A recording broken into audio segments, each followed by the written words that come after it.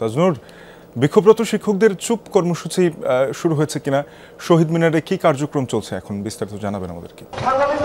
তাদের 4টায় যে কর্মসূচিটি আগে থেকেই বলা হচ্ছিল, অর্থাৎ দুপুরবেলায় যেটি বলেছিল, সেই কর্মসূচি কিছুক্ষণ আগে শেষ হয়েছে। অর্থাৎ তারা প্রায় 5 মিনিট মুখে কালো কাপড় বেঁধে নীরবতা পালন করেছেন এবং এখনও আপনি অনেকের মুখে দেখবেন যে সেই কালো কাপড় বাঁধা রয়েছে এবং নেতৃবৃন্দ তাদের সেই দাবির জায়গাতে এখনো অনড়।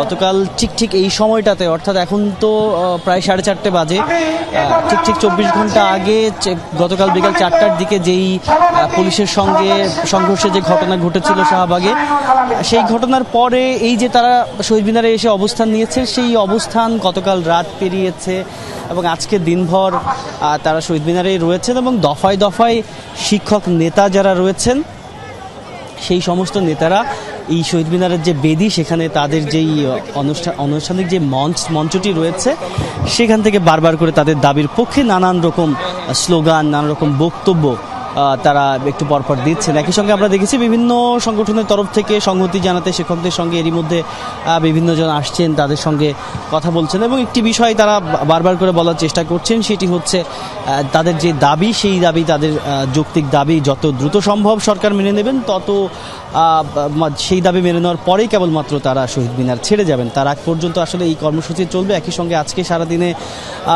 তাদের যে কর্মবিরতি ছিল সারা দেশের সমস্ত প্রাথমিক বিদ্যালয়ে, সেই কর্মবিরতিও সারা দেশের শিক্ষকরা পালন করেছেন। একই সঙ্গে যেই সমস্ত শিক্ষক এখনও বিভিন্ন অঞ্চলে রয়েছেন, তাদের এই যে শিক্ষকদের সংখ্যা বৃদ্ধির ব্যাপারে এক ধরনের চিন্তাভাবনার কথা তারা বলছেন, সেই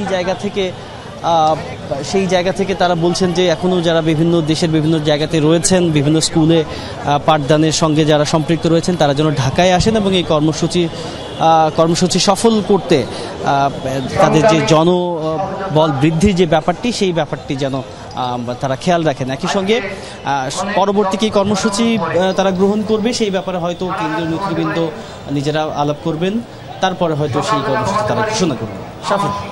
আপনাকে ধন্যবাদ।